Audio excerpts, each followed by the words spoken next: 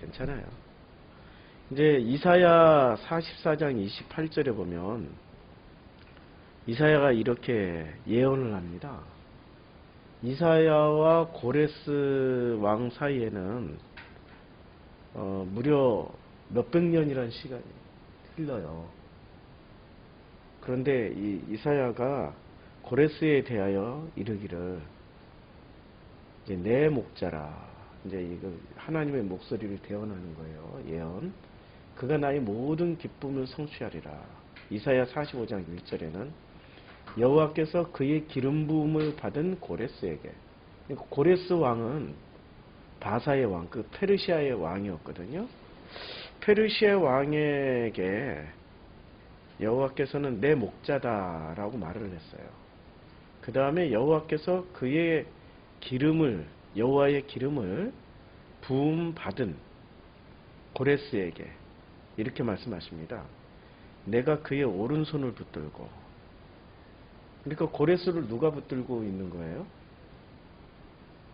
여호와 하나님이 붙잡고 있는 거예요. 그리고 하나님의 목자로 여호와가 쓰신다라는 거예요. 그런데 이 고레스는 페르시아의 황제입니다.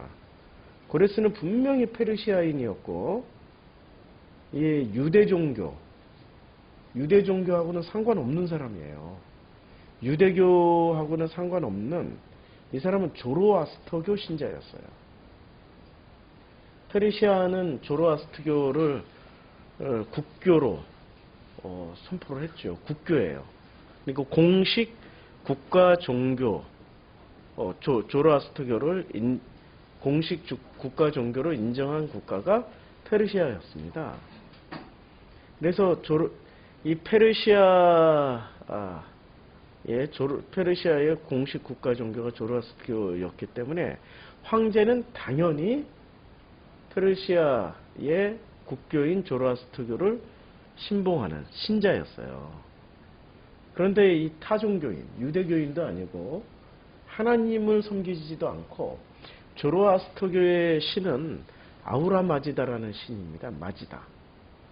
그런데 그러한 고레스에게 내 목자, 이렇게 내 목자라고 말씀하시고, 여호와께서 그의 기름을 부음받은 고레스에게 이렇게 말씀하고 계십니다. 이 말은 굉장한 말이에요. 자, 이게 이제 과거에 그 내용물을 보면은 이게 지금 조로아스터교의 아우라 마지다. 이게 신의 형상인데 진짜 신의 모습이 아니고요. 상징이죠. 신의 상징. 우리의 기독교의 신의 상징은 십자가잖아요. 이게 마치 이게 십자가와 같은 상징이에요. 아우라 마지다, 조로아스터교의 신의 상징이고, 여기서 제일 큰 사람이 누굽니까? 이 고레스예요. 그 다음에 요게 사람들이 모자, 머리 스타일이 다 다르죠. 그리고 어떻게 되어 있어요? 뒷짐지고 있었죠. 다 잡힌 거예요. 열왕들. 그러니까 고레스가 정복한 이 열왕들, 수많은 국가들의 왕을 아우라 마지다, 이 조로아스터교 앞에서 고레스가 이 사람들을 죽이는 건 아니고요. 이 신의 능력으로 정복을 했다라고 신을 찬양하는 장면입니다. 왕이 있고 화살이 있고 창이 있잖아요. 여기는 포로가 된 열국의 왕들이고요. 자, 이제 열국의 왕들 중에 고레스. 자, 여기 보면은 이게 고레스 왕입니다. 이분이. 여기 앉아있는 분이 고레스 왕이에요. 고레스 왕이고, 여기 뒤에 서 있는 분이 이 신하들이고, 창과 칼을 가지고 있잖아요. 그리고 여기 긴 지팡이가 있고, 이게 조로아스터교의 상징 중에 하나고요. 이게 불입니다. 조로아스터교는 중국에서는 배화교라고 하잖아요. 그러니까 조로아스터교를 상징하는 이 불이 있어요. 그러니까 고레스는 절대 하나님을 믿었거나 하나님을, 이 유대교에서 말하는 그 야훼 종교의 신자가 아니었는데 또 불구하고 이 고레스에 대해서 성경은 이렇게 우호적으로 소개를 하고 있습니다. 그래서 고레스를 한번 다 찾아볼게요. 고레스를 찾아보면 이 구약에서 고레스를 굉장히 좋게 말씀을 해주고 있습니다. 자, 고레스를 보면 바사 역대하입니다. 바사의 왕 고레스 왕 바사가 페르시아죠. 원년에 여호와께서 예레미야 입으로 하신 말씀을 이루시려고 여호와께서 바사의 고레스 왕의 마음을 감동시키네. 그러니까 누구의 마음을 감동시켜요?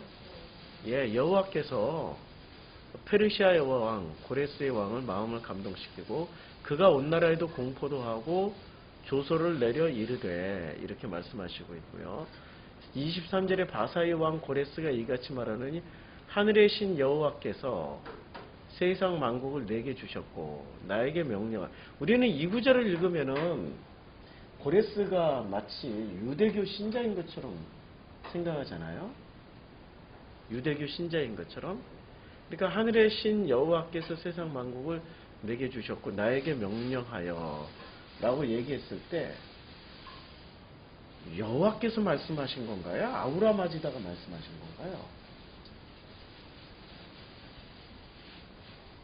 이 사람은 조로아스터교 신자지 유다교 신자가 아니었단 말이에요.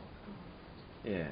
그래서 의심이 나서 역대하 36장 23절을. 근데 이때가 역대하는 포로기 이후에 쓰여진 거죠. 포로기 이후에 쓰여진 성경이죠. 역대하는 포로기 이후에 아까 36장 몇 절이라고 그랬죠? 36장 23절. 갑자기 저도 찾아보고 싶어요. 확인 좀 하고 넘어가게요. 36장 23절. 보면은 여호와께서 맞네. 여호와 엘로힘 이렇게 해놨네요.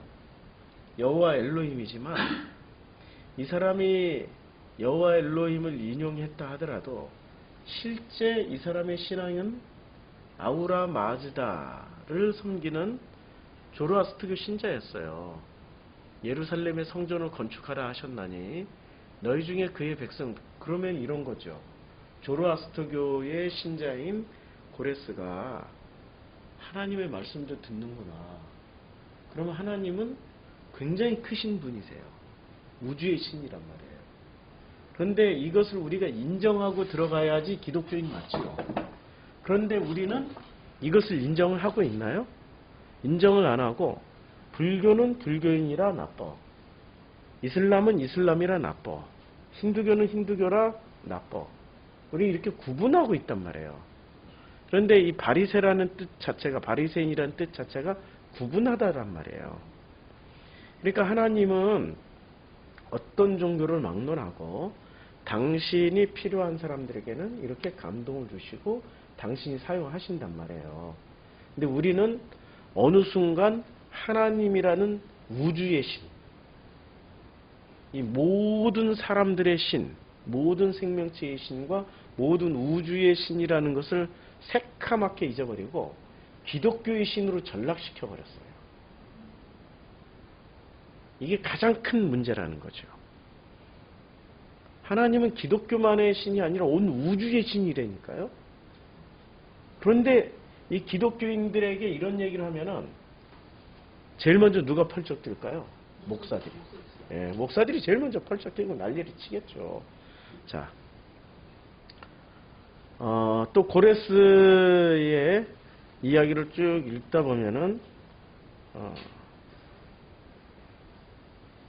이제 전부 다 고레스에게 우호적인 그런 내용들이 있는데 아까 읽었던 이사야 44장 28절에 고레스에 대하여 이르기를 내 목자라. 내 목자라. 그가 나의 모든 기쁨을 성취하리라. 예루살렘에 대하여 이르기를 중건되리라 하며 성전에 대한 내 기초가 놓여지리라. 지금 이사야는 패망하기 전의 사람이에요. 히스기야 때 사람이었으니까. 히스기야 이후로 그 망하기까지 왕이 많이 지나가죠. 정확하게 몇 명인지는 안 세어봤지만. 그러니까 그 훨씬 이전에 이렇게 얘기를 한 거예요. 이사야가. 그리고 그 다니엘은 고레스 왕 원년까지 있게 된 거예요. 예. 그러니까 다니엘은 메대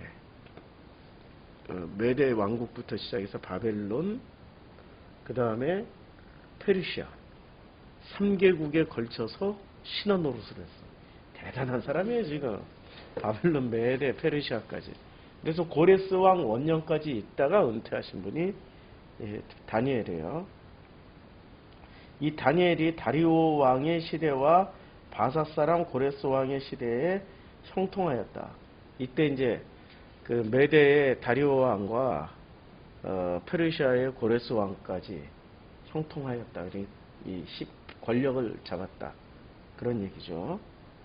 자, 그래서 이제 이 고레스를 통하여서 우리가 본 하나의 내용은 우리가 이걸 잊어버려서는 안 돼요. 하나님은 우주의 하나님이다. 기독교만의 하나님은 아니다.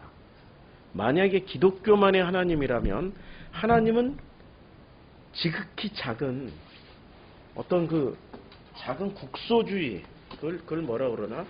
아주 지극히 작은 틀에 가두어버리는 우를 범하는 거죠. 하나님은 결코 그렇게 작은 틀에 갇히는 하나님은 아닌 거예요. 그래서 그 하나님을 우리가 이제 오해를 좀 풀어야 되는 거예요. 자, 근데 오늘 창세기 3장 1절을 지금 석 달째 하고 있나요? 창세기 3장 1절만? 이렇게 해도 부족해요. 근데 창세기 3장 1절 들어가기 전에 왜 고레스 왕 이야기를 하냐면 창세기 3장 1절은 기독교만의 것이 아니고 전 인류의 것이기 때문에 그래요. 전 인류와 전 우주의 것이에요. 한마디로 말하면 이 우주가 돌아가는, 그리고 이 지구의 질서가 들어가고 인간이 살아가고 있는 모든 기본적인 어떤 시스템을 설명하기 위해서 창세기 3장이 쓰여진 거고, 그 3장을 이해하기 위해서는 편협한 기독교 중심주의를 벗어나야 돼요. 민족주의가 나쁜 건 아니에요. 자기 민족에 대한 자긍심을 가지고 민족에 대한 어떤 좋은 장점을 가지고 있는 건 굉장히 좋은 일이란 말이에요. 그런데 그 민족주의가 아주 협소한 민족주의가 되면 내셔널 쇼비니즘이 돼요. 내셔널 쇼비니즘은 내 민족만 옳고 다른 민족은 옳지 않기 때문에 다 죽여도 돼. 이런 생각을 하는 게 내셔널 쇼비니즘이거든요. 내셔널 쇼비니즘의 대표적인 사람이 누구였죠? 역사적 인물 중에 히틀러예요.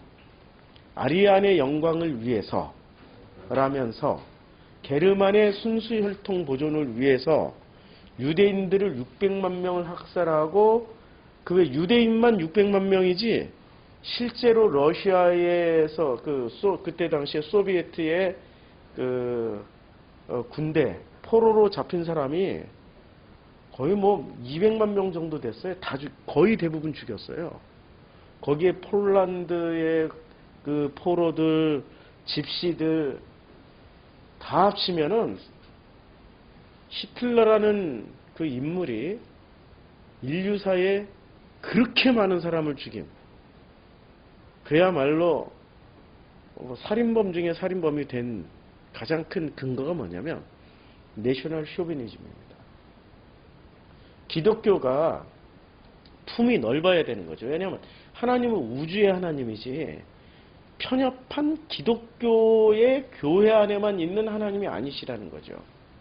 우리가 그것을 먼저 인식하고 창세기 3장을 읽어야 돼요.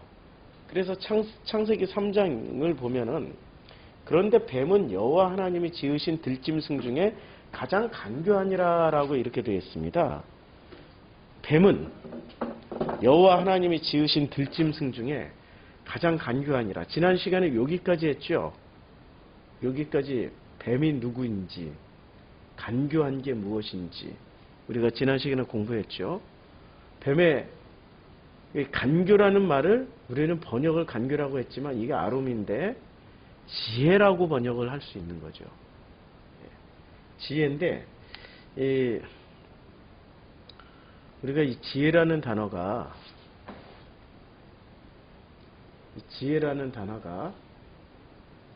우리는 좀 깊이 잘 살펴봐야 돼요. 조로아스터교의 신의 이름이 아후라 마지다입니다. 후라네.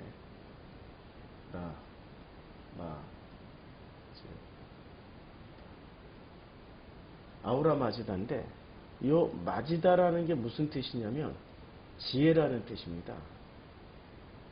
요 아우라는 이란어로 아우라고 요게 인도로 넘어가 같은 아리안족이에요.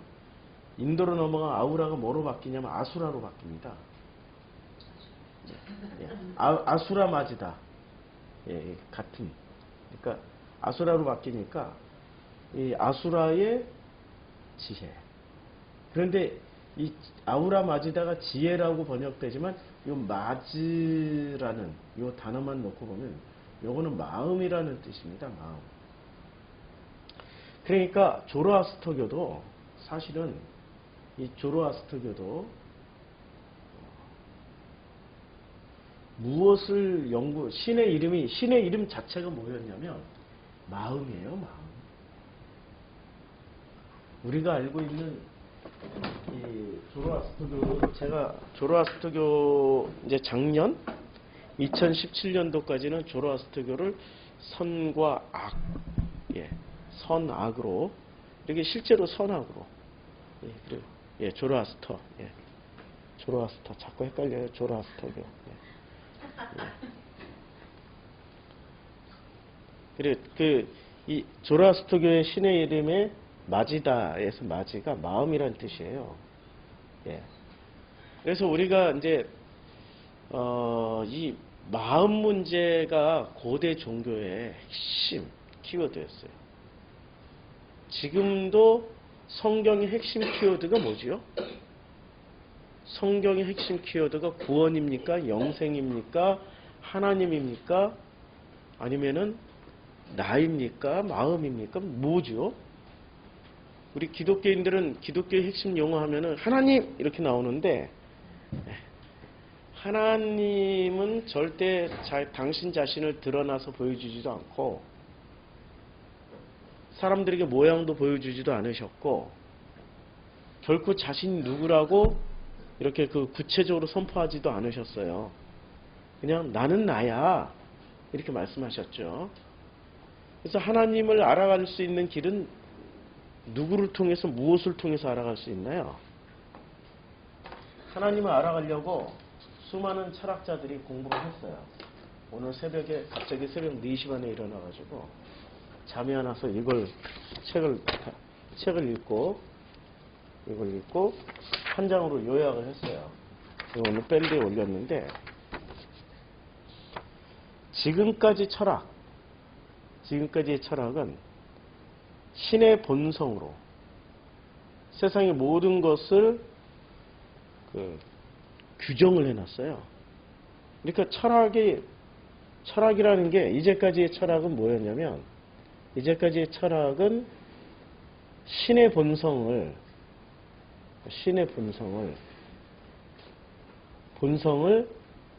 말로 설명해 놓은 거예요. 이 말이 언어죠. 언어로 설명해 놓은 것이 이제까지의 철학이었어요. 근데 신의 본성이 뭔지를 이건 신이 아는 거지 사람은 알 수 있나요? 몰라요. 아니 다른 신은 몰라. 우상은 그렇게 규정할 수 있을지 몰라요. 근데 하나님의 본성을 사람들이 규정을 할 수 있나요? 우주의 하나님인데 규정을 하려면 나보다 아래 것은 규정할 수 있어요. 나보다 높은 거는 내 범위를 벗어나는 거는 규정을 할 수가 없어요. 그래서 이 세상의 철학은 그리스부터 시작되잖아요. 우리가 지금 배우고 있는 철학은 그리스 서양 철학을 중심으로 해서 배웠잖아요. 동양 철학 우리가 뭐 중고등학교 때까지 거의 배우지 못하고 대학교나 가야 이제 동양 철학을 좀 배우긴 하지만 이제까지의 철학은 신의 본성을 언어로 설명을 해놓은 것을 철학이라고 그랬단 말이에요. 그리고 이 말로 언어로 설명해 놓은 것을 이것을 법이라고 이 사람들이 법칙, 규정 이걸 잘 설명해 놓은 도리를 그리고 이것을 잘 지키는 것을 질서라고 했죠.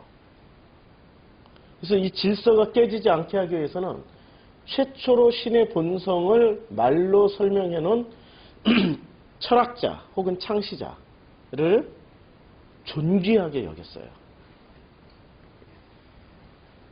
이제까지 서양 철학을 공부하려면 반드시 공부해야 될 사람이 있습니다. 누구죠? 플라톤과 아리스토텔레스. 이 두 사람을 반드시 공부를 해야 돼요. 이 사람들은 무시하고 철학을 시작하면 뭐라고 그러냐? 뿌리 없는, 근본 없는 자라고 합니다. 그러니까 이 철학이라는 것을 하려면은 최초의 창시자를 반드시 읽고 그 후에 철학사들을 거듭거듭 거쳐서 지금 현대에 논의되고 있는 철학의 사조에 자기 철학을 내놓든지 사조를 따르든지 해야 되는 거죠. 이게 이제까지의 철학이었어요. 이것을 다 한마디로 화이트헤드는 뭐라고 규정을 했냐면 이것 자체가 전부 관념이야 라고 얘기를 해버린 거예요. 관념이야. 철학 공부를 해보시면 알지만 철학은 있잖아요. 뭐 특별한 대단한 것을 창조하는 게 아닙니다. 과거에 있었던 어떤 신의 본질을 신의 본성을 설명했던 그런 언어를 지금 또 새로운 철학자가 나타나서 증명을 하려면 이 언어를 반드시 인용해서 풋노트를 달아야 돼요. 인용해서 각주를 달아야 됩니다. 각주 아시죠? 예, 논문에. 이것이 각주가 분명하게 과거에 고대에 있었던 아니면 플라톤, 아리스토텔레스 이전에 있었던 철학자들의 그 모든 것을 계승해서 이것을 비판하든 혹은 긍정적으로 이어가든 간에 각주를 달아야 인정을 받습니다. 그래야 학위를 줘요. 이거 없이 하면은 인정 안 해요. 그러니까 이제까지의 철학의 과정을 보면 풋노트 위에 풋노트 위에 풋노트 위에 풋노트 위에 풋노트가 쌓인 거예요. 마치 이런 거예요. 본질은 여기 있는데 본질이 아닌 것에 이것에 껍데기가 쌓이고 또 쌓이고 또 쌓이고 또 쌓이면 이걸 이 알맹이를 찾으려면은 껍데기를 몇 개를 벗겨내야 돼. 지난 몇천 년 동안 쌓인 껍데기를 벗겨내다가 지쳐서 죽었더라. 밝히지 못한다는 얘기예요. 너무 복잡한 메커니즘을 가졌으니까. 그래서 서양 철학을 한마디로 이 과격한 철학자들은 한마디로 관념이야. 이건 허구야. 이건 신이 존재하지도 않는데 과격한 사람들은 존재하지도 않는 신의 본성으로부터 시작된 거는 이건 허구야. 그래서 신의 본성으로부터가 아닌 존재하고 있는 지금 실제 여기 실존, 이게 실존주의 철학이에요. 실존 여기, 현실인 여기, 지금 이 시간 여기부터 연구하는 게 진짜 철학이야 라고 하는 게 이제 현대 철학이 시작이 된 거예요. 그게 실존주의 철학이었고. 그래서 신의 본성부터 연구하는 게 아니라 과거는 그렇게 했다 할지라도 지금부터는 피조물부터 우리가 연구를 하자 이거지. 피조물의 본성이 무엇인지. 이게 지금 현대 철학이에요. 양자물리학은 뭔지 아세요? 양자물리학은 굉장히 복잡하고 어려운데 양자물리학은 딱 하나만 알면 돼. 양자물리학이 있기 때문에 우리가 이 휴대폰을 쓸 수 있는 겁니다. 이건 양자 물리학의 결과물이에요. 터치하고 여기에 있는 데이터를 받고 전송하고 아니 어떻게 사진이 공중에 전파를 떠다니다가 이 안으로 들어가요? 지금 전선도 연결 안 돼 있고 우리의 음성을 여기로 전달하면은 우리의 음성 옛날에는 전화 줄로 연결돼 있어서 우리가 이해는 해요. 옛날에 컵과 컵 놔두고 실 매달아 놓고 아바사 운동장 저쪽 끝에서 이쪽 끝에 아바사 하면 실로 음성이 전달돼 가지고 그런 거는 우리 머리로 이해할 수 있는데 어떻게 이 카카오톡 보이스톡으로 하면은 미국에 있는 성도님들과 제가 어떻게 통화를 할 수 있냐고요. 이게 어떻게 가능하죠? 사진 전송을 하면은 이걸로 사진 전송이 다 돼요. 이게 어떻게 가능하냐고요. 인터넷을 해요. 이걸로 물건도 사요. 이걸로 동영상도 촬영해요. 이걸로 각종 정보를 다 찾아내요. 요새 이거 하나 있으면은 선생님이요, 얘가 쇼핑에 쇼핑의 가이드요, 여행 가이드요, 얘가 비행기표도 예매해줘요, 기차표도 예매해줘요. 몽땅 다 한단 말이에요. 우리가 이거 100년 전에는 상상도 못했고, 불과 30년 전에도 상상도 못하던 일이었어요. 이게 어떻게 가능해졌죠? 양자 물리학이 발전해서 그래요. 양자 물리학이 이걸 가능케 해준 거예요. 그럼 양자 물리학은 뭐냐? 너무 복잡하게 생각하면 어려우니까 딱 하나. 양자 물리학은 이겁니다. 원자를 공부하는 겁니다. 원자에 대한 학문이에요, 그냥. 학문? 혹은 과학. 원자는 뭐죠? 더 이상 쪼개야 쪼갤 수 없는 가장 작은 물질의 단위. 자, 제가 양자 물리학으로 설명하면 나무죠, 플라스틱이죠, 꽃이죠, 유리죠. 이게 다를까요? 같을까요? 양자 물리학으로 보면 같아요. 얘하고 나하고 다를까요? 같을까요? 같은 원자로 구성되어 있어요. 그럼 온 우주는 전부 다 다를까요? 같을까요? 다 같아요. 놀랍게도. 양자 물리학은 아주 심플해요. 모든 건 원자로 이루어져 있다. 그리고 이 원자를 쪼갤 수 있는 과학자가 나오면은 대단한 거죠. 자, 원자가 쪼개져요. 원자가 쪼개지면 어떤 일이 벌어질까요? 원자가 쪼개지고 분열을 해요. 그게 바로 원자탄이 되는 거예요. 예, 그게 원자탄이 되고 순간 이동이 되고 뭐든지 가능해지는 거예요. 원자가 쪼개져서 지금 우리가 찍은 사진이 전송되는 거 아니에요. 우리가 보이지 않는 지금 원자가 여기서 사진 찍었고 미국에 보냈는데 이 원자가 그대로 거기 가서 재형성되는 거예요. 우리는 너무나도 놀라운 과학의 시대를 살고 있어요. 근데 원자로 보면은 이 모든 구성되어 있는 지구는 아니 우주는 전부 동일하다는 거예요. 얼마나 성서적입니까? 전부 다 하나님의 아들이고 하나님의 자녀고 다 동일하다고 얘기를 하는데, 그래서 창세기 3장 우리가 공부를 해나가는 거죠. 창세기 3장은 잘 보시면 이런 내용들을 다 담고 있어요. 여기에 간교하니라가 아니라 이게 지혜롭다예요. 이 지혜라는 말이, 지혜의 말의 핵심의 키워드는 뭐냐면 마음이에요. 마음. 지식과 지혜의 결정적인 차이점은, 지식은 뭐죠? 지식은 자기 선생으로부터 배운 어떤 결론을 움켜잡고 그걸 따라가는 게 지식이에요. 교리는 지식에 속할까요? 지혜에 속할까요? 지식에 속하죠. 그런데 깨달음은 지식에 속할까요? 지혜에 속할까요? 지혜에 속하는 거죠.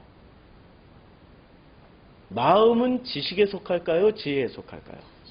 지혜에 속하죠. 생각은 지식에 속하는 거죠. 우리가 이것만 구분할 줄 알아도 우리는 성경을 굉장히 깊고 폭넓게 볼 수 있는 거예요.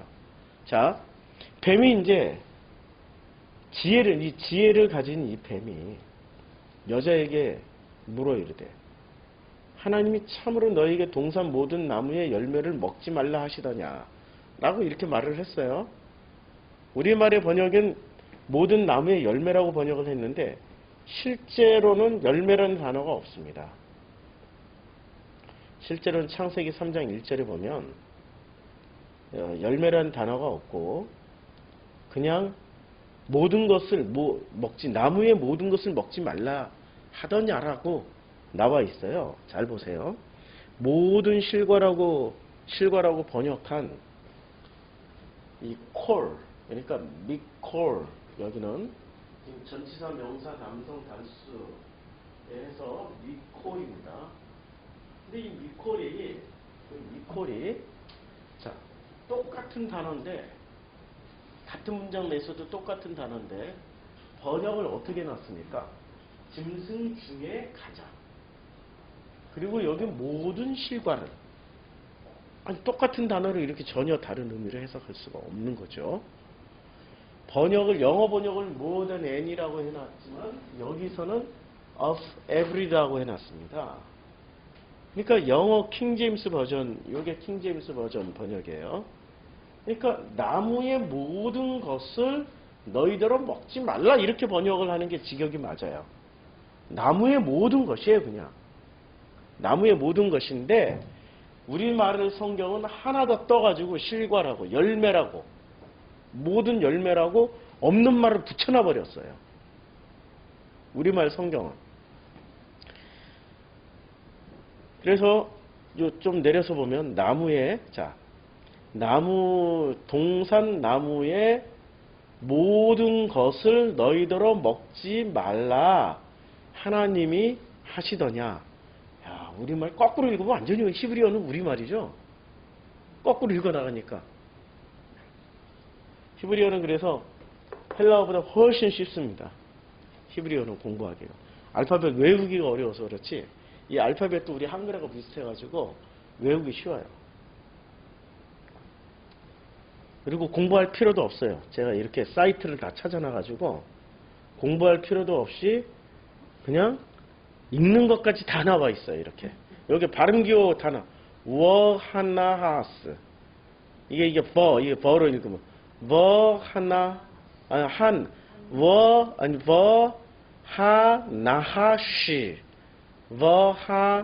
나하시 하야 요게 히브리어를 이렇게 읽을 수 있게 요 위에 읽을 수 있게 이게 누르면은 이게 소리도 나서 다 읽어져요. 놀랍게도 아룸 해가지고 쭉 나오잖아요. 아룸이 뭔지. 세상 이렇게 좋아졌어요. 바이블 허브라고 이렇게 히브리어 지식 좋아하시는 분들은 이거 사이트 하나만 알면은 하루 종일 히브리어 헬라어 몰라도 요거 읽다 보면 발음 기호대로 그냥 머리 좋은 사람들은 이거 몇 번 읽다 보면 다 깨달을 거예요. 자. 그러니까 제가 지금 말씀드리려고 하는 거는 이런 지식을 얘기하려고 하는 게 아니에요. 히브리어 헬라어 실력을 얘기하려고 하는 게 아니에요. 인터넷에 다 공개되어 있기 때문에 자기가 조금만 부지런히 찾아서 공부할 수 있는 거고 이것을 가지고 마치 무슨 대단한 비밀을 풀어내는 것처럼 그렇게 또 용을 쓰는 사람들이 있는데 절대 따라다니지 마시고 자 이걸 보면 그냥 번역만 제대로 한번 해보자고요. 모든 실과가 아니라 그냥 동산 나무의 모든 것들을 너희들은 먹지 말라 하나님이 하시더냐. 이게 엘로힘이니까 하나님이 아마르 말씀하시더냐. 그렇죠?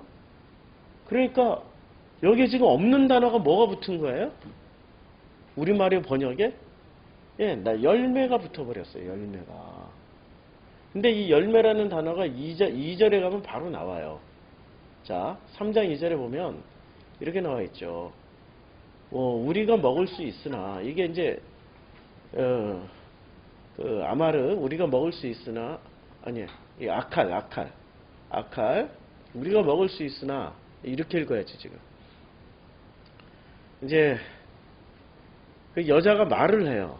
누구에게? 뱀에게 말을 해요. 여자가 뱀에게 말을 하는데 요게 동산나무의 실과를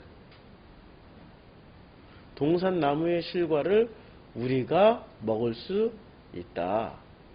이렇게 동사 칼 완료, 칼 미완료. 이게 복수, 1인칭 복수예요. 그러니까 우리가 먹었대요.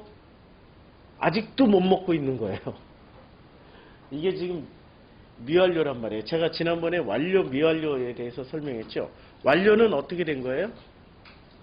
미래형이든 과거형이든 그냥 먹은 거예요. 미래에도 먹은 거고 과거로 써져도 먹은 거고, 근데 미완료는 미래로 쓰든 과거로 쓰든 현재로 쓰든 먹은 거예요, 못 먹은 거예요? 야, 아직도 못 먹은 거예요. 그러니까 먹을 수 있다는 말이에요, 먹을 수 없다는 말이에요. 미완료는 먹을 수 없다는 얘기야. 미완료이기 때문에. 자, 그런데 여기서 우리가 주목해야 될 게 지금 이거는 나중에 이 문제까지 들어가면 훨씬 복잡해지니까 1절에 없는 단어가 2절에 나와요. 그게 뭐죠? 예, 열매. 요게 페리라는 단어가 등장합니다. 예. 1절에서는 분명히 요 페리라는 단어가 없어요. 여기에 하나님께서 지으신 모든 실과라고 그랬지만 실과가 아니에요. 여기는 없어요. 그러니까 이렇게 번역하면 돼요. 1절에 있는 내용을 우리가 다시 확인하면은, 자, 1절에서는 나무의 뭐죠? 모든 것. 나무의 모든 것. 그 다음에 2절에서는 나무의 열매. 나무의 열매예요. 그러니까 모든 것인데 여기서 한글 성경에는 여기도 열매라고 써놨어요. 실과 열매라고 써놨어요. 없는 단어가 들어간 거예요. 이게 있는 것과 없는 것이 얼마나 큰 차이가 있는지를 지금 말씀드리려고 하는 거예요. 나무에 나오는 것이 열매만 나옵니까? 뭐 이파리도 먹을 수 있어요. 나무에 이파리도 먹을 수 있고 줄기도 벗겨 먹을 수 있고 뿌리도 먹을 수 있고 심지어는 나무에서 나오는 수액도 먹을 수 있어요. 나무 하나만 놓고도 우리가 많은 것을 취해서 먹을 수 있단 말이에요. 그러니까 나무의 모든 것을 먹지 말라 하더냐라고 물었지 그 열매를 지칭하지 않았단 말이에요.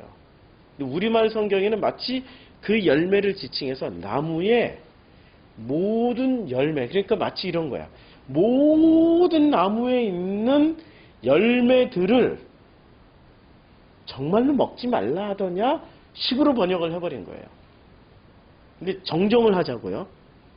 이 나무의 모든 것들을 먹지 말라 하더냐 라고 하면 이 사람은 뭘 먹고 살아요? 먹을 거 없어. 굶어 죽으란 얘기야. 질문이 실과 하나만 하면은 우리에게 마치 주권이 있어가지고 yes, no를 할 수 있단 말이에요. 열매 하나만.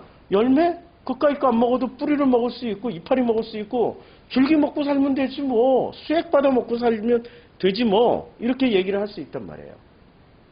그런데 열매 하나로 국한시켜서 번역을 해버리면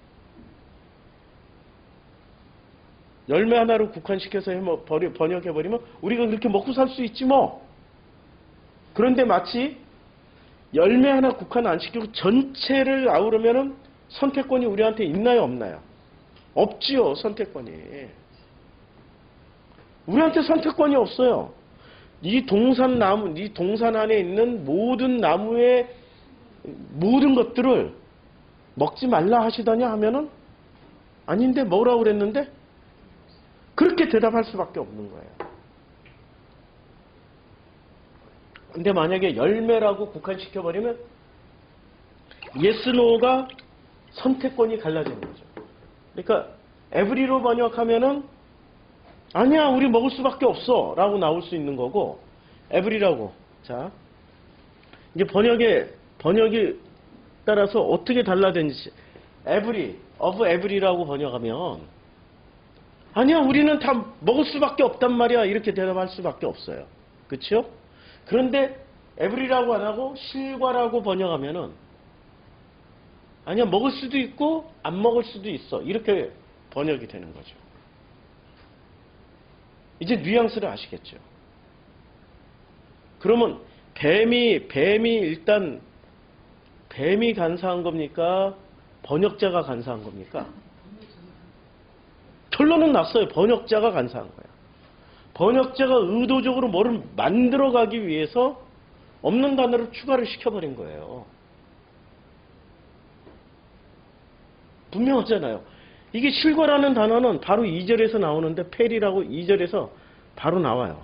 여기서 나무의 실과 이게 펠이란 말이에요. 바로 나와요. 그리고 이 펠이라는 단어가 실과 이제 여자가 뱀에게 말하되 다시 묻는 거예요. 이때는 모든 것을 먹지 말라 하시더냐? 라고 했을 때 이 사람이 대답을 할 수 있겠어요? 없겠어요? 선택권이 없다니까요. 아니야 우린 먹을 수밖에 없어. 먹을 수밖에 없어. 라고 얘기할 수밖에 없단 말이에요. 근데 2절에서 뭐라고 그러면 여자가 뱀에게 말하되 동산 나무의 실과를 그러니까 여자가 이제 말을 하는 거예요. 동산 나무에 있는 무엇을 먹을 수 있어요? 열매를 우리가 먹을 수 있어. 열매를 먹을 수 있어. 자, 전치사 명사 남성 단수 연결형. 명사 단수 남성 연결형. 자, 여기서 이게 잘 보시면 목적격이 나무의 실과에서 목적격으로 번역을 하면은 이렇게 되지만 이게 지금 목적격이 아니란 말이에요.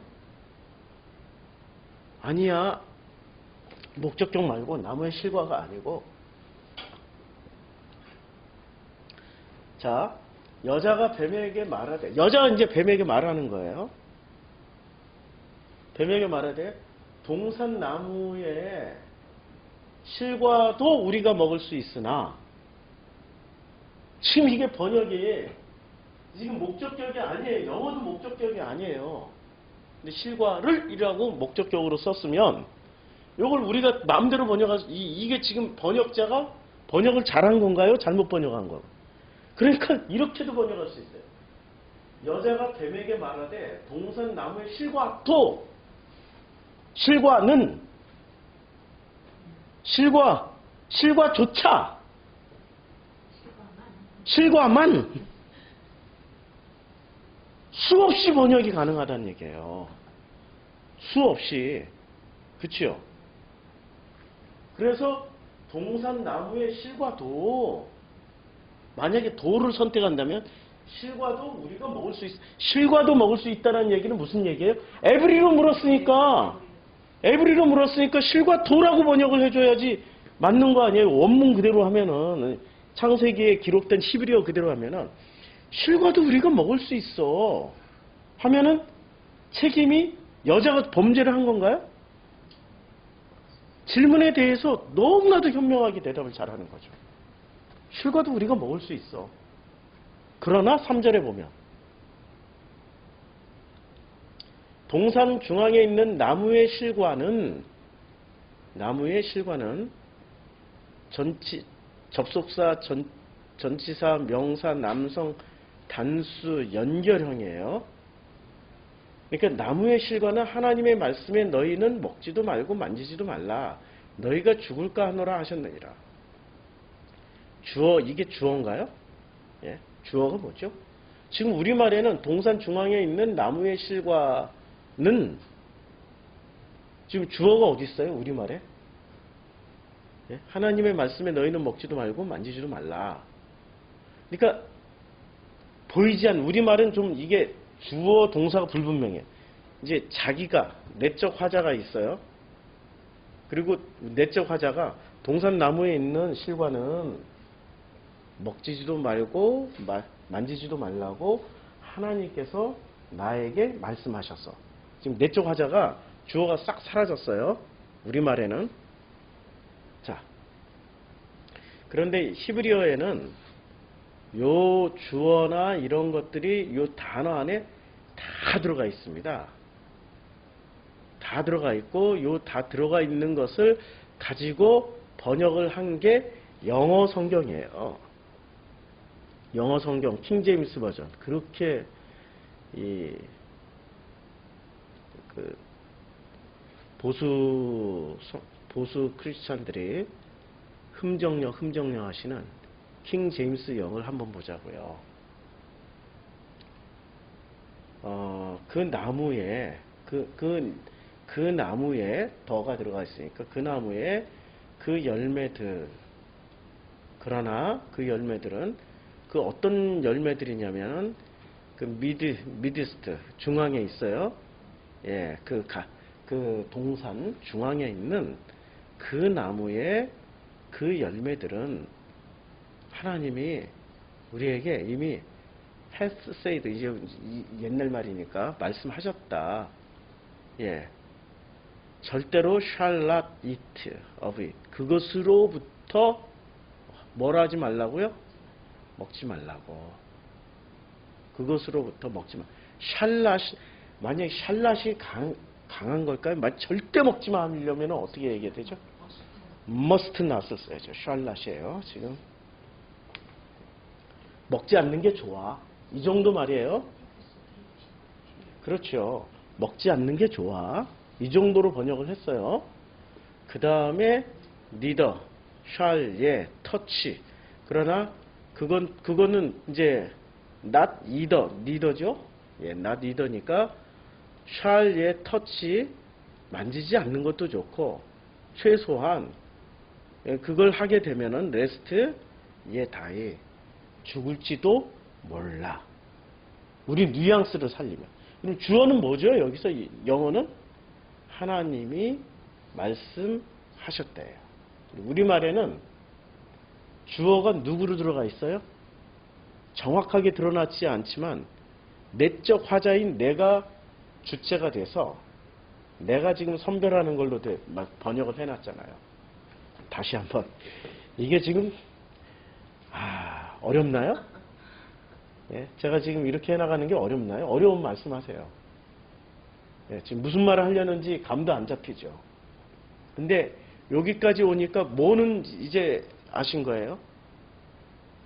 절대 never 이런 건 아니라는 거예요. 그리고 지금 이 나무의 모든 것을 먹지 말라 했느냐? 라고 물으면은 그때는 yes 할 수가 없는 거죠. no를 선택지가 없는 거예요. 그런데 실과라고 하면은 선택지가 있게 되는 거죠. 지금 첫 번째 질문은 선택지 없이 물어본 거예요. 그래서 2절 넘어가니까 선택지가 없는데 1절은 선택지가 없어요. 동산 모든 나무의 열매를 빼고 읽어야 돼요. 나무의 모든 것은 먹지 말라 하시더냐? 이러면 선택지가 없어요. 먹을 수밖에 없으니까. 근데 2절에 여자가 대답하는 거예요. 이건 뱀이 물어봤을 때 선택지 없이 물어봤을 때 여자는 어떻게 대답을 했어요? 선택할 수 있는. 그래서 동산 나무에 열매는 우리가 먹을 수 있어. 나무에 열매는 우리가 먹을 수 있어. 그런데 동산 중앙에 있는 나무의 열매는 하나님의 말씀에 먹지 않는 게 좋다라고 말씀하셨고 만지지 않는 것도 좋고 만약에 그렇게 하면은 죽을지도 모른다라고 말씀하셨거든. 자, 여기까지 뉘앙스가 어때요? 우리 한국어 번역자들은 어떻게 몰고 왔습니까? 반드시, 절대, must, have to 이렇게 몰고 갔어요. 선택의 여지 없이 그냥 모든 책임을 누구한테 지게 만들었어요? 예. 여자한테 모든 책임을 다 몰아가게 만들어버렸어요. 여자한테. 그렇게 여자한테 몰아가서 여자가 홀라당 따먹었는데 그 홀라당 따먹은 책임을 누가 대신 받아요? 남자. 그래서 그 남자를 예수라고 하면은 예수가 훨씬 빛이 나는 거죠. 이렇게 몰고 가서 해석하신 분이 누구죠? 성경에서? 바울이죠, 바울. 근데 꼭 그렇게 해석이 안 될 수도 있다는 얘기예요, 지금. 이거는 지금 여기서 하고 있는 이 성경 공부는 저 대학원 세미나입니다, 대학원 세미나.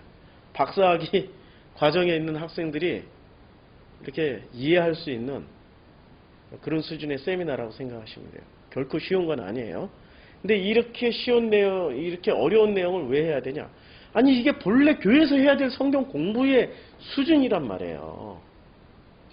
교리 몇 개 배우고 당장 써먹기 좋은 집사나 성도로 만들어서 교회에서 마구마구 돌리고 교회를 위한 어떤 그 써먹기 좋은 그런 신자로 만들어버리는 게 이제까지의 성경 공부의 내용물이었잖아요. 성경 공부를 다 하고 나면은 어떻게 바뀌어요, 사람이? 아, 드리고 바치고 충성하고 헌신하면은 구원받는 거구나. 구원인 우리 인생이 최대의 목표이구나. 이렇게 가잖아요.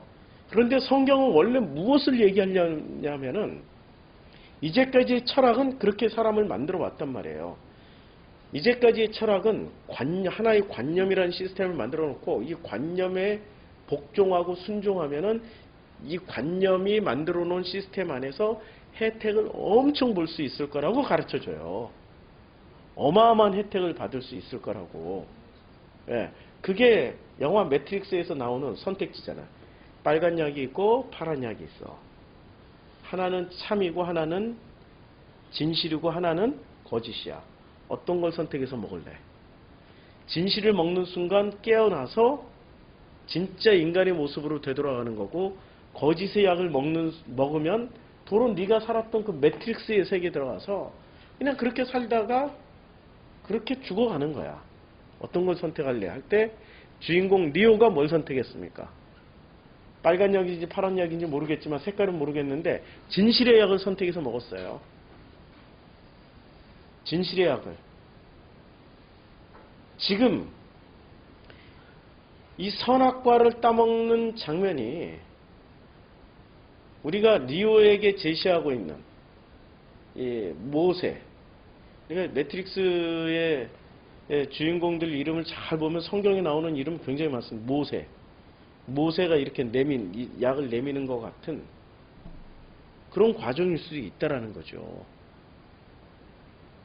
우리는 성경에서 말하고 있자 하는 핵심의 내용이 뭐냐면 구원이 복음인가요? 영생이 복음인가요? 아니면 행복이 복음인가요? 우리가 그거 먼저 교통정리부터 해보자고요. 행복이 복음인가요?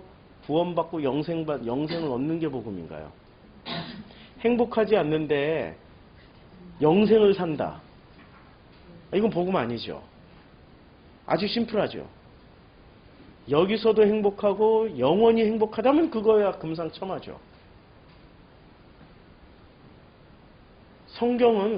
복음은 왜 복음일까요? 영생은 구원받는다라는 것은 지금 우리는 아무도 몰라요. 불확실한 미래란 말이에요. 그 확인 불가능한 일이야. 죽고 나면 아무도 다시 살아나가지고 야, 나 구원받았으니까 안심해. 이렇게 확인해 준 사람 아무도 없다니까, 인류사에. 단 한 명도 없었어. 죽으면 그걸로 끝나. 죽으면 그걸로 끝나.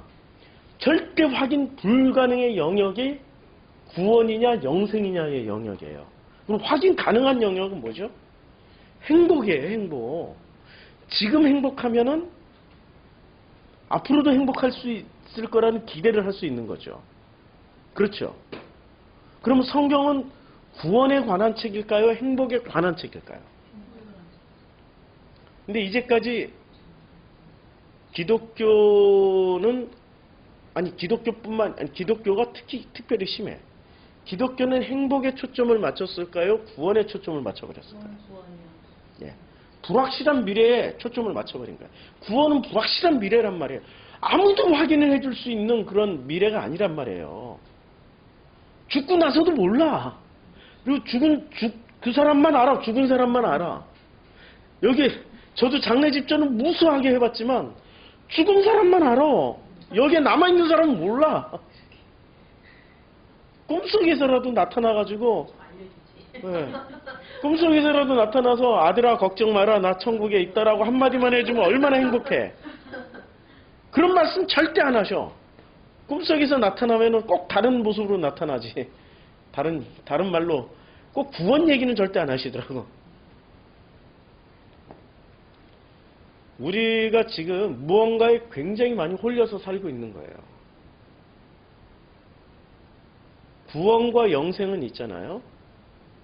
구원과 영생, 하나님과 나와의 관계가 행복하면 구원과 영생에 관심이 있을까요? 하나님과 나와의 관계가 지금 너무 행복해.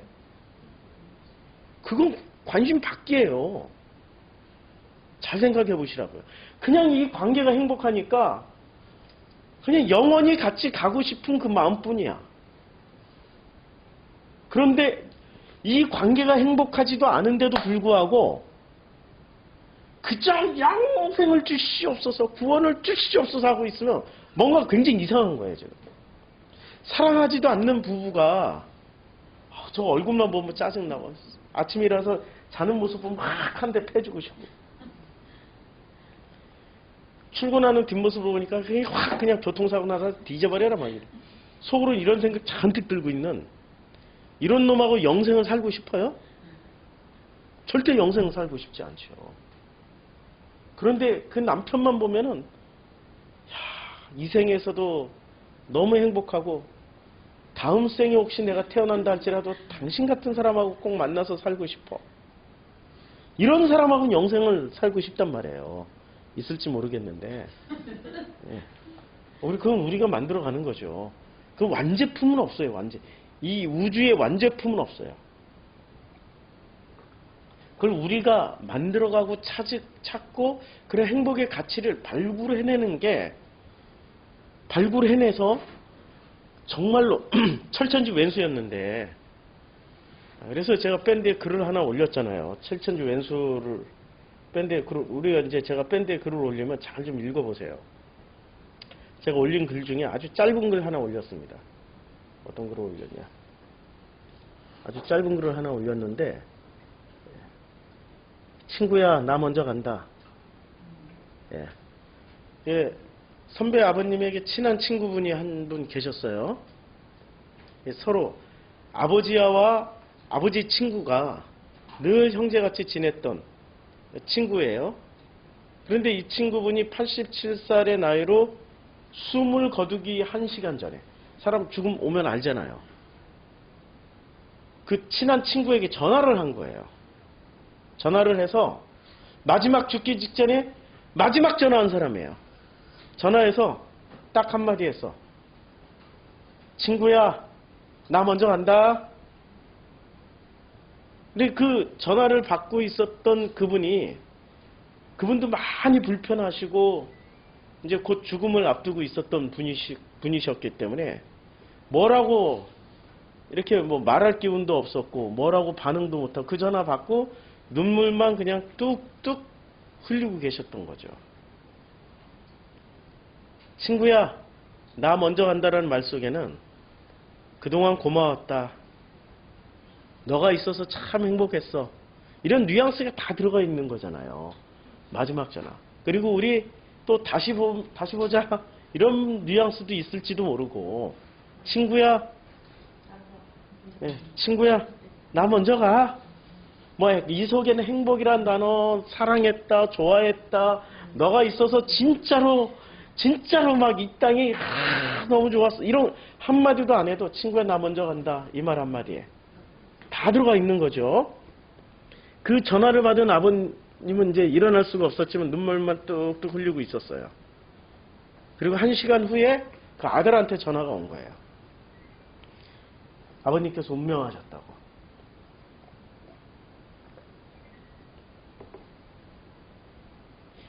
이 얘기를 하시던 분이 물어보는 거죠.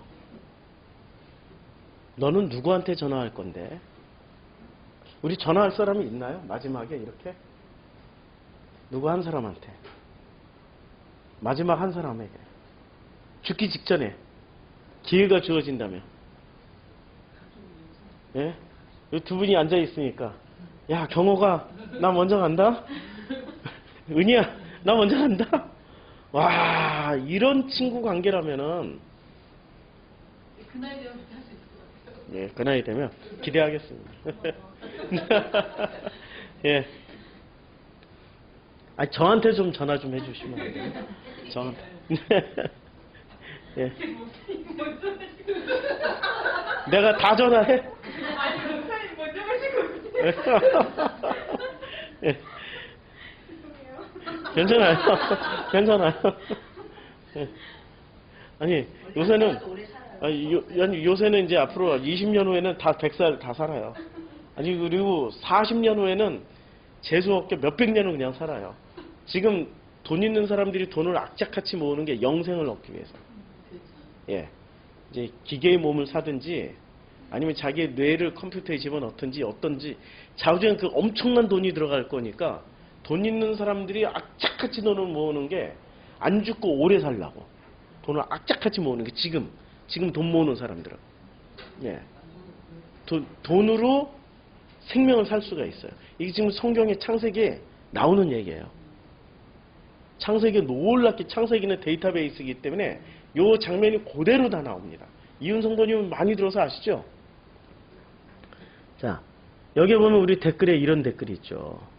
마지막 떠나는 순간이 오면 남편의 손을 잡고 여보 고마웠어요 라고 말하게 될 것 같다 라고 이름이 비슷한 분이 지금 말씀하셔요. 아버지는 여자친구한테 전화하시고요. 예?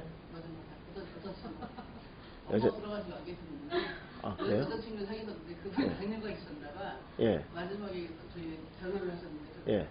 제가 전화를 드리는 거는 제가 겪어보니까 당뇨 수치를 해가지고 주사 먹어서 인슐린 보면은 괜찮다서 너무너무 아니요. 엄마한테 그 말을 안 하고 엄마는 이미 돌아가시고 돌아가셨고 10년 있었는데 이제 아들이나 딸도 아니고 여친한테 전화하시고 한 3일다 돌아갔어요. 아이고 예. 그래도 전화하실 분이 있으니 얼마나 좋아요. 근데 그 아줌마는 돈만 남자한테 갔는데 그래도 마지막에 그 여자한테 그 아줌마한테 얘기했더라고. 예. 자, 우리는 이제 아실 만한 분들은 아시겠지만 사실 제일 왼수가 누구예요? 내 옆에 있는 놈들이 제일 왼수. 근데 이런 얘기를 할 수 있다라는 거는 이제 이분은 이 영원을 혹시 간다 할지라도 그냥 행복할 수 있는 거죠. 그 한 사람이 있다라는 거. 자, 우리가 지금 성경을 통해서 뭘 배우냐면은 영생이냐 구원이냐를 먼저 배우는 게 아니에요. 그냥 그 선물이란 말이에요. 선물을 달라고 악을 쓰고 때를 쓰고 아니 그 선물 주는 사람 마음이지. 선물 달라고요. 예, 선물 주세요. 새벽 기도 나가서 그냥 아침마다 선물 주세요. 저희 처녀기들아 선물 주세요. 수영이도 나 선물 주세요. 나 여기 너무 힘들어 죽겠어요. 빨리 선물 주세요. 뭐가 행복하냐고 그 사람은. 저희도 여태까지 예. 성경은 그런 얘기하는 게 아니에요. 지금 창세기 1, 2, 3절을 그 행간을 읽을 때 초점을 구원에다 맞추면은 잘못 읽을 수 있다는 얘기를 지금 하고 있는 거예요. 초점을 어디에다 맞춰야 돼요? 어떻게 행복하게 살까? 예. 그래서 밴드에 제가 양화대교라는 노래 올렸죠. 이제 택시 운전하는 아빠가 아들한테 전화가 온 거예요. 예. 예. 근데 아들이 어디냐고 물어보면 맨날 양화대, 왜냐면 양화대가 제일 막히거든. 가다 어디 딱 막히면 양화대교. 어디냐? 어디에요, 아빠? 나 양화대교다. 뭐 서로 얘기하다가 아빠가 얘기를 하죠. 뭐라고 해요? 아프지 말고 행복해라. 야, 그 짧은 한마디에 뭐가 담겨 있어요? 사랑이 담겨 있는 거예요. 근데 기독교는 뭐라고 가르쳐줘요? 아프지 말고 행복하라고 가르쳐 주는 게 아니라 구원받고 영생을 얻어라? 지금 아버지가 아들한테 아프지 말고 행복하라고 얘기해 주는 아버지가 있고 또 하나의 아버지는 구원받고 영생을 얻으라고 하는 아버지가 있어요. 어떤 아버지를 선택하실 거예요? 아프지 말고 행복하라는 아버지를 선택해야지.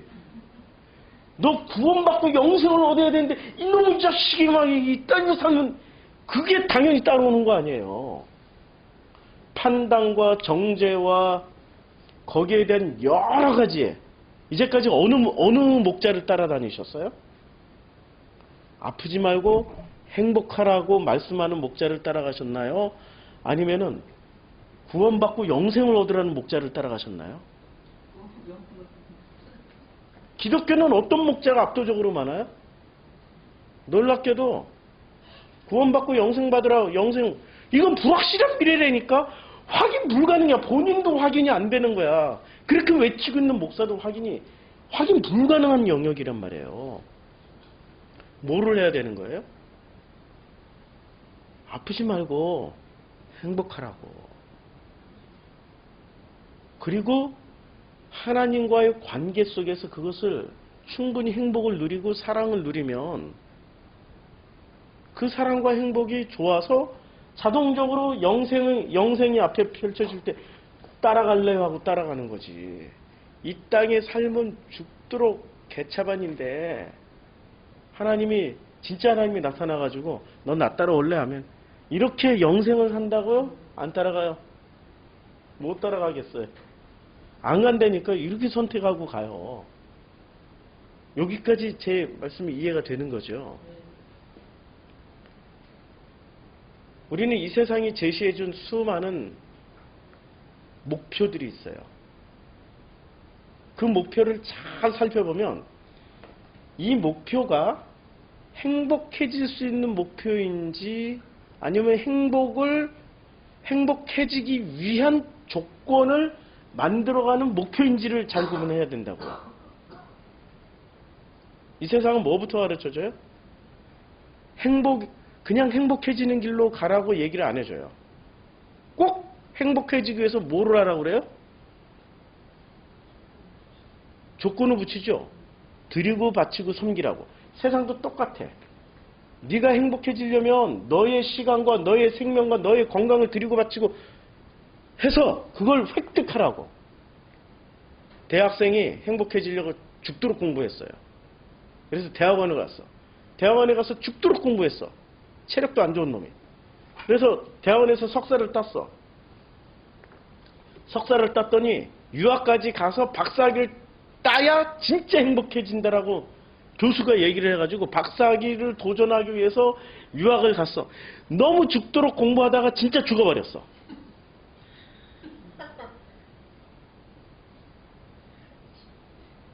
행복한 거예요? 불행한 거예요?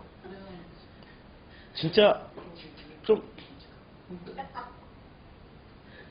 우리의 지금 잘 생각해 보시라고. 우리가 지금 행복한 길을 지금 가고 있느냐? 제가 질문을 드리는 거예요. 행복해지기 위해서 우리가 지금 뭘 선택했는데 그것이 성취가 되면 행복하겠냐 이거지. 내 시간과 그걸 바꾸는 거야. 내 생명과 바꾸고 있다니까요. 지금 내 생명과. 제가 35년 만에 만난 저희 모교회. 어이구, 저거 틀어놓으니까 막 덥네. 35년 만에, 어디 많이 보던, 35년 만에, 35년 만에 친구를 만났어요. 학생회 활동을 같이 하던. 옛날 제 모교회에서. 근데 이 친구는 고등학교 딱 졸업하는 순간 학생회를 끝으로 더 이상 교회를 안 나가요. 교회를 안 나가고 이 친구는 이제 세상살이를 해요. 근데 이 친구가 하는 그 업종에서 대한민국 최고의 탑을 달려요. 사무실도 강남 양재동에 있어요. 이 친구 만났더니 그냥 진짜 내가 먹어보지 못한 회 세트로 그냥 1차, 2차, 3차를 엄청 잘 먹었어요. 이게 성공한 그 기업인이에요. 이 친구가 제가 물어봤죠. 교회 안 다니냐? 그래. 안 다닌다. 정말 잘했어. 너 그냥 이대로 쭉 살아. 교회 절대 가지 마. 이상하대. 너 목사 맞냐고. 목사 맞. 너 옛날에 안 그랬잖아. 너 말만 하면은 성경 구절로 말을 하고 너는 말만 하면 그렇게 경건하게 얘기를 했는데 왜 지금 하나도 안 경건해졌냐고. 이게 진짜 목사의 모습이라고. 그러면서 그 친구랑 얘기를 하는데 이 친구한테 제가 그동안 살아왔던 얘기, 이 친구도 살아왔던 얘기를 하고 저도 살아왔던 얘기를 했는데 이 친구가 제 얘기를 다 듣더니 자기 헛살은 것 같대. 자기는 돈만 벌었다는 거야. 너처럼 여행 다닌 적도 없어. 산에 다닌 적도 없어. 너처럼 세계 일주 한 적도 없어. 그리고 이제 돈은 있으니까 뭐 시간만 되면 골프 치러 동남아 가고 뭐 골프 치러 전 세계는 다 다녔던 모양이에요. 그래서 제가 이 친구한테 제안을 하나 했죠. 너 이란 안 가봤지? 이란 같이 놀러 가자. 이란 무서워서 어떻게 가냐고. 이란 놀러 가고 이란에 가면 조금 네가 그동안 여행했던 골프 투어 하면은 호텔에 있고 호텔에서 언제나 호텔 밖으로 벗어나지 않는 골프장하고 호텔만 왔다 갔다 하는 거예요. 중간에 잘못 나가면은 큰일 당하는 줄 알아. 무슨 뭐 납치당하고 무슨 강도당하고 아주 엄청난 일을 당하는 줄 알고 겁을 잔뜩 먹고 있어. 그러니까 너 나랑 이란 가야 돼.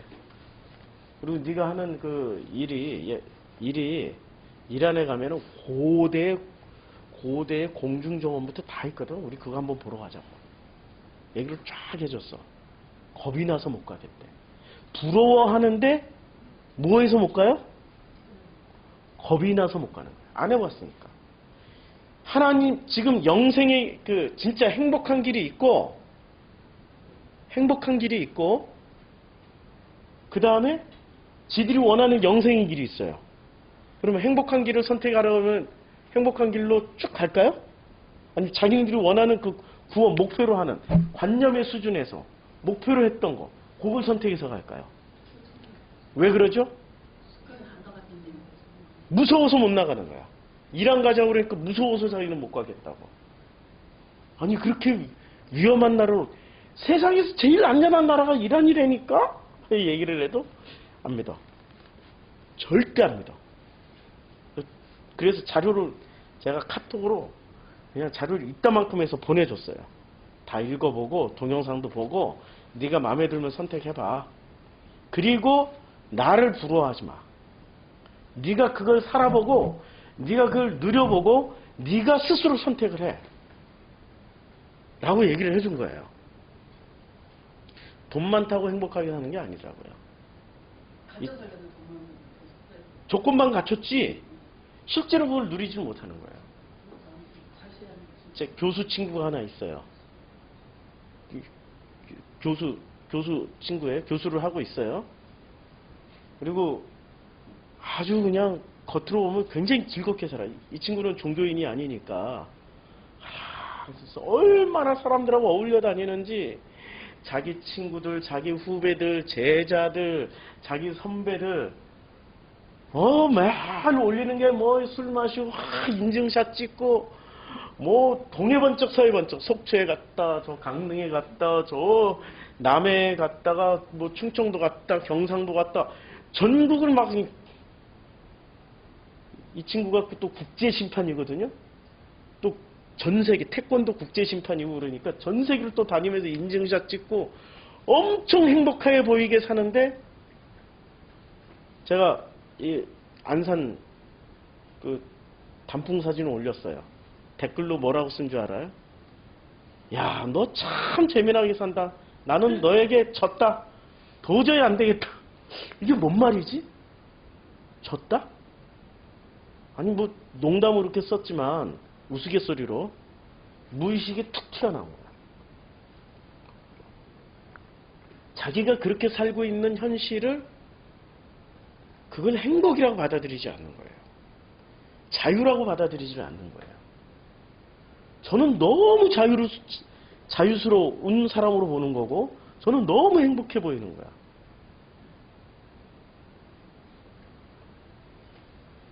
자기가 지금 누리고 있는 것이 무엇인지를 모르고 있는 사람들. 이건 종교인이든 종교인이 아니든 간에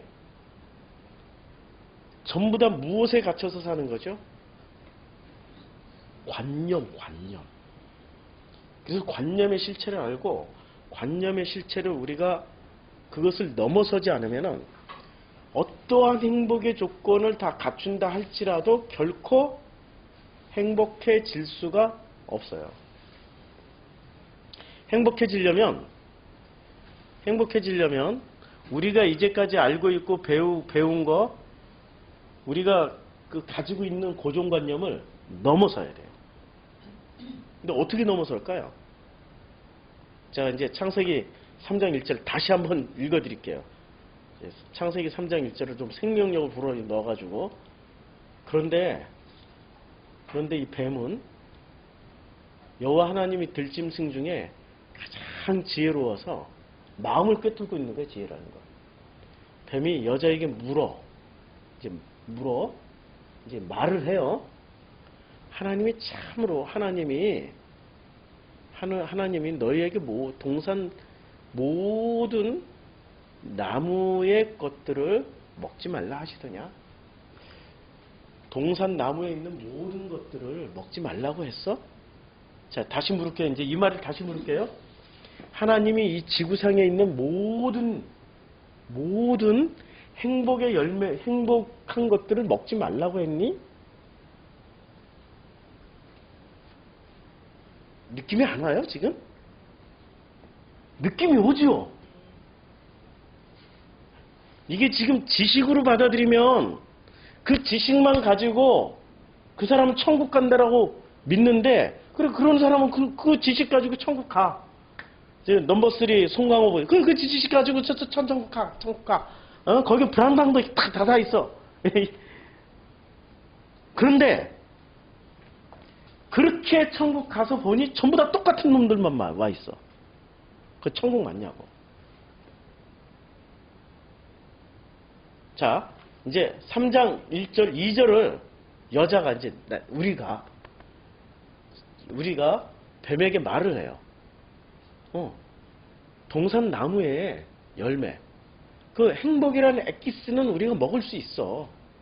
행복이라는 엑기스는 먹을 수 있어. 그리고 동산 중앙에 있는 나무의 열매는 진짜 행복의 엑기스는 하나님의 말씀에 너희는 안 먹었으면 좋을 것 같고 만지지도 않았으면 좋을 것 같고 만약에 그렇게 하면은 죽을 것 같아. 이제 이 1절, 2절, 3절을 다양한 형태로 읽을 수 있단 말이에요. 다양한 형태로. 사람이 상황과 조건에 부닥치면 다양한 형태로 읽을 수 있는데 이런 형태로 읽게 되면은 이게 지금 지식으로 오는 게 아니라 어떻게 다가와요? 내 삶이 어떤 실제로 다가오는 거죠. 성경은 이렇게 읽어야 되는 거죠. 삶의 실제로. 이제까지 철학은 전부 다 하나님의 본성을 말로 규정한 거. 이것을 가지고 철학을 했단 말이에요. 자, 그래서 이제까지 철학으로 읽으면 이거죠. 죽느냐 사느냐로 읽었죠. 그런데 지금부터의 철학은 어떻게 돼요? 현대 철학은? 아니고 하나님의 본성 몰라 우리가. 그러나 지금 여기 있는 것이 뭐예요? 동산에 있는 모든 나무와 열매들을 우리는 보면서 지금 철학을 한단 말이에요. 근데 이 열매를 먹는 게 행복해요? 안 먹는 게 행복해요? 생으로 보면서 굶고 있어. 왜? 안 죽으려고. 그거 먹으면 지옥 가는 줄 알고 안 먹고 있어.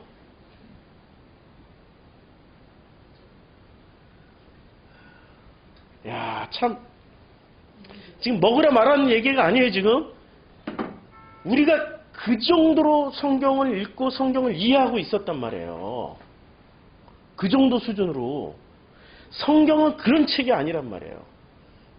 우리가 지금 이 동산이라는 게 우리가 살아가고 있는 이 모든 것이 뭐예요? 동산이에요. 내 가정이 동산이고 내 이웃이 동산이고 내 동네가 동산이고 이 서울시가 동산이고 대한민국이 동산이고 이 아시아, 대한민국 속해 있는 동아시아가 동산이고 이 아시아 전체가 동산이고 이 지구 전체가 뭐예요? 여기서 하나님이 뭐를 이제 뱀은 와서 뭐라고 얘기를 해요? 여기 있는 모든 것들을 먹지 말라고 했니? 그러면 대답을 우리는 어떻게 해야 돼? 아닌데 먹으라고 그랬는데?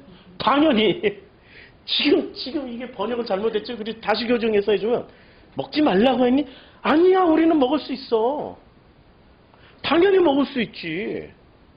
그런데 동산 나무의 그 열매는 우리가 먹을 수 없어. 그건 하나님이 권한이고 그 열매를 통해서 우리에게 뭔가를 주시려고 한단 말이야. 근데 다 먹을 수 있어. 이건 관계성의 문제란 말이야. 이 관계를 우리는 훼손하고 싶지 않아.